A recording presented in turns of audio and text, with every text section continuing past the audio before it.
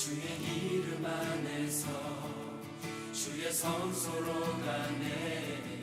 영광스러운 이곳에 우리 기쁘게 왔네. 거룩한 모자 앞에서 따뜻함을 느끼네. 우리 마음 경배하며 찬양의 제사 드리네.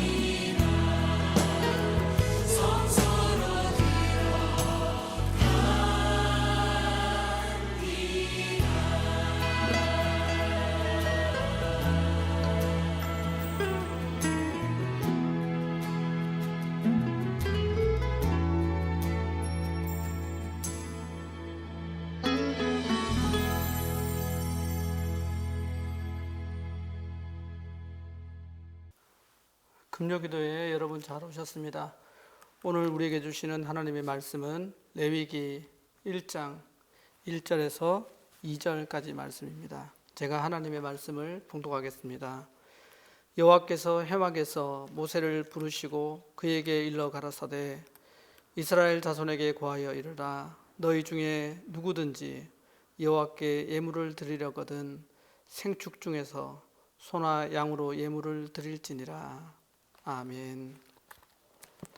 오늘 읽은 말씀으로 함께 나눌 말씀 제목은 번제 드리는 사람들입니다. 우리는 헌신이라는 말을 자주 하곤 합니다. 사회 단체나 교회에서 이렇게 몸을 바쳐서 힘을 다해서 일하는 경우에 헌신이라고 그렇게 말을 합니다. 특히 이 용어 헌신이라는 것은 교회에서 더 많이 익숙하게 사용하는 것 같습니다. 그렇다면 이 헌신이라는 것, 어떻게 하는 것이 헌신이라고 할 수 있을까요? 그것과 관련해서 오늘 구약 성경 레위기를 통해 제사 방식과 종류를 설명하면서 헌신을 이해할 수 있도록 해주는 부분이 있는데 이 부분을 우리가 오늘 한번 잘 살펴보도록 하겠습니다.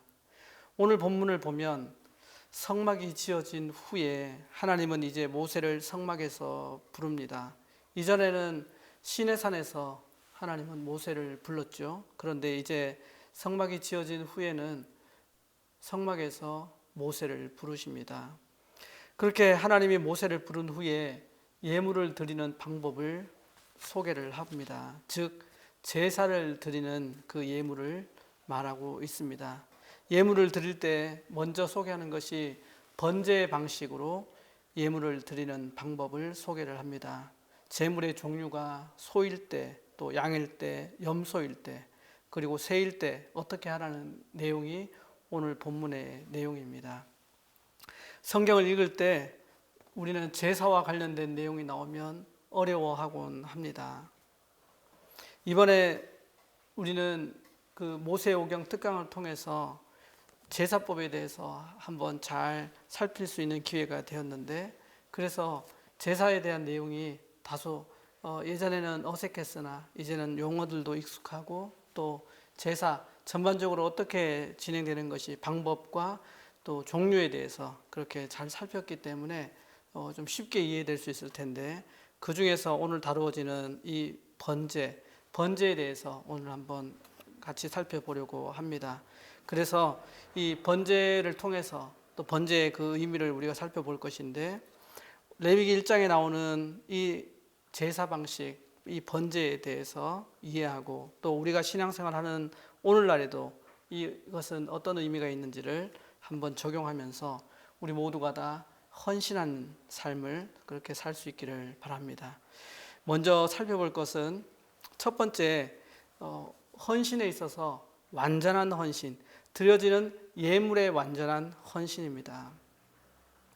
오늘 본문 9절과 13절은 우리가 읽지를 않았어요. 1절과 2절을 읽었는데 9절과 13절 여러분 한번 표시만 하고 눈으로 한번 천천히 나중에 보도록 하시고, 이 내용을 한번 보면 번제로 하나님께 예물을 드릴 때는 완전히 다 드리는 것이 번제입니다. 남는 것이 없습니다. 제사 종류에 따라서 어떤 것은 들어서 드리는 거제가 있고, 또 어떤 것은 가슴 부분을 흔들어서 드리는 요제가 있고, 또 부어서 드리는 전제가 있고, 이런 형태로 다 없애는 것이 아니라, 다 태우는 것이 아니라 일부만 태우기도 하였는데, 오늘 번제는 다 태워서 드리는 것을 말합니다. 남는 것이 없습니다. 짐승의 몸통뿐만 아니라 내장이며 가죽이며 정강이 뼈이며 모든 부분을 하나님께 다 태워드리는 제사가 바로 번제입니다.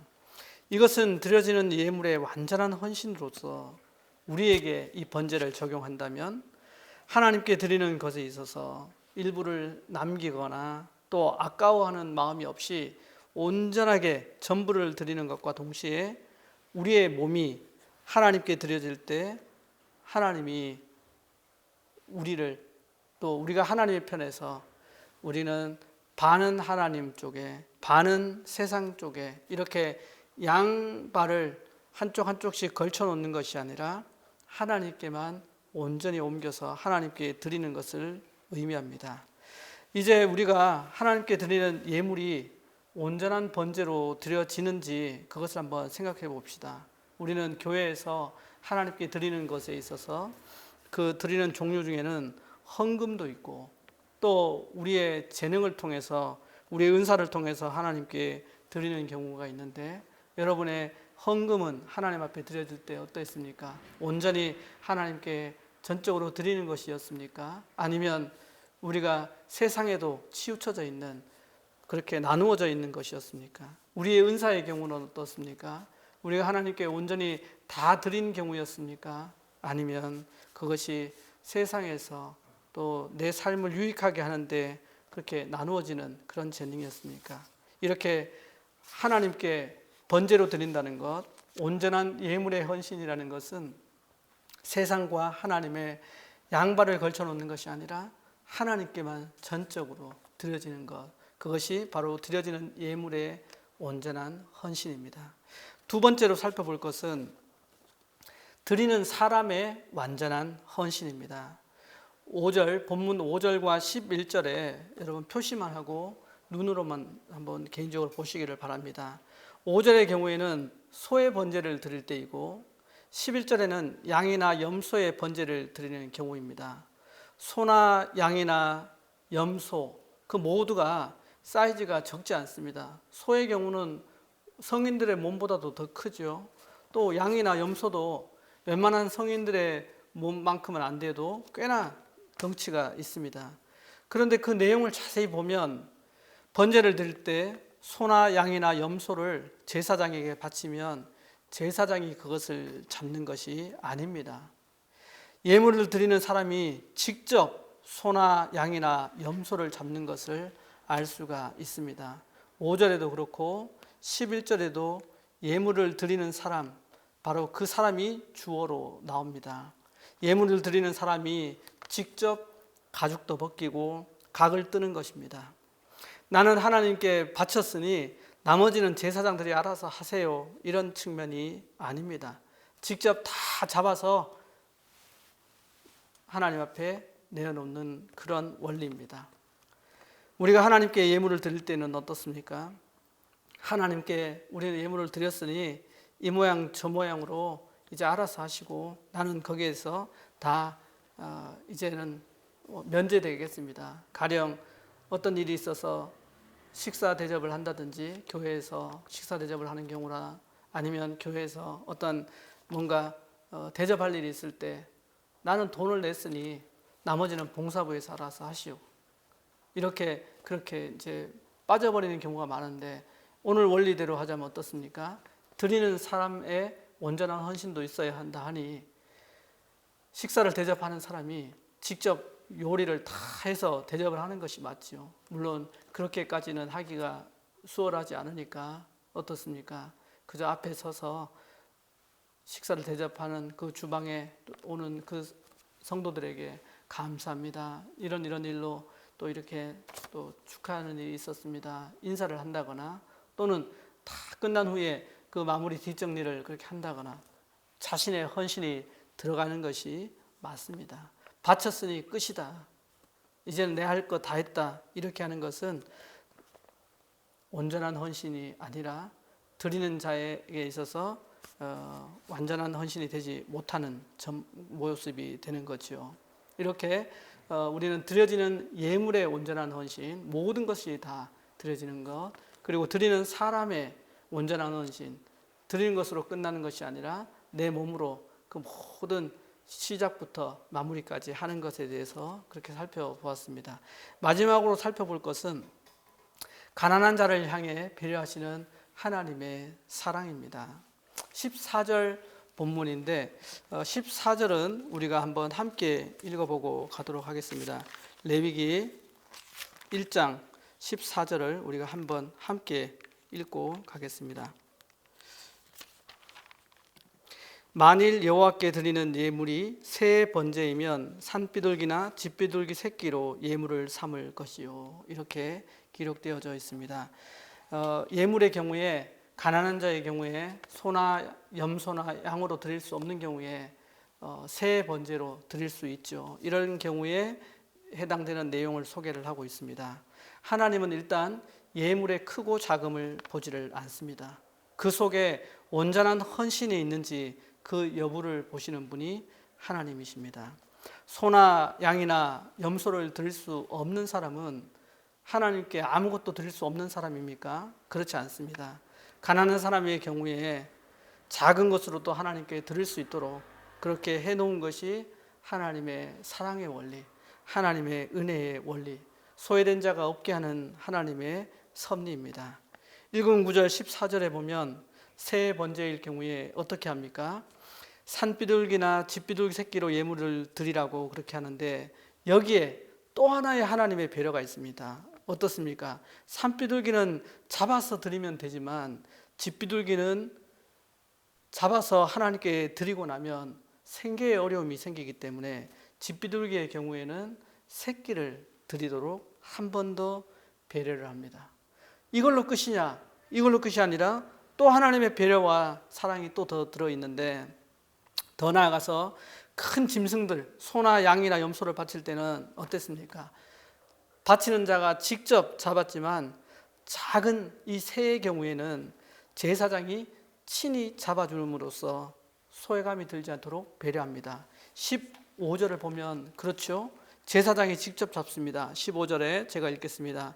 제사장은 그것을 단으로 가져다가 그 머리를 비틀어 끊고 단 위에 불사르고 피는 단 곁에 흘릴 것이며. 제사장이 직접 잡죠. 그렇지 않아도 드릴 것이 없어서 작은 것밖에 드릴 수 없는데 그것마저도 한쪽 편에 서서 초라하게 그걸 잡고 있다면 그 마음이 어떻겠습니까? 그래서 그런 경우에는 하나님께 드리기만 하면 제사장이 그걸 다 잡아서 그렇게 해 주신다는 거죠. 이것이 예물 드리는데도 나타난 하나님의 배려입니다. 오늘 말씀을 한번 정리해 보면 하나님께 예물을 드릴 때 완전히 다 태워서 드리는 형태의 제사가 번제입니다. 이 번제는 소나 양이나 염소로 드리는 방식이 있었는데 이때 완전히 태워드림으로써 드려지는 제물의 완전한 헌신과 또 제물을 드리는 사람이 직접 잡음으로써 드리는 사람의 완전한 헌신이 있습니다. 이것이 하나님께 약자를 향한 배려가 들어져 있는데 이 원리와 함께 헌신의 원리와 함께 하나님의 배려는 어땠습니까? 가난한 자를 향한 배려, 또 약한 자를 향한 배려, 소외되지 않도록 하는 그런 배려가 있었죠. 우리가 하나님 앞에 예물을 드릴 때도 하나님께 드려지는 것 외에 그 예물 외에 드리는 우리 자신에게도 온전한 헌신이 있는 그런 예물이 되어야겠고 또한 우리가 하나님 앞에 나올 때는 항상 하나님이 우리를 배려하시고 돌봐주시는 그 하나님의 사랑이 있음을 우리 모두가 깨달을 수 있기를 바라고 또 이 팬데믹 시대에 또 교회적으로나 또 우리 사회적으로 또 어렵고 힘든 시대를 보낼 때 여러분 온전한 헌신의 삶으로 여러분 믿음으로 그렇게 승리하며 이겨내는 삶이 될 수 있기를 주님의 이름으로 축원합니다. 우리 함께 기도할 제목을 나누고 기도할 텐데 기도할 제목은 첫 번째 하나님 우리가 세상과 교회에서 두 발을 걸쳐 놓은 삶이 아닌 온전한 헌신의 삶을 살게 하옵소서 이렇게 기도하고 두 번째는 우리 동암교회에 깊숙이 찾아온 코로나19를 통해 하나님의 뜻을 분별케 하옵소서 그리고 마지막으로 우리 동암교회가 안암동 지역에 좋은 이웃 되는 교회가 되어서 하나님께 온전히 드려지게 하옵소서 이렇게 기도 제목으로 기도하시고 또 각 가정에서 주기도로 마치며 오늘 금요 기도회를 마무리하기를 바랍니다.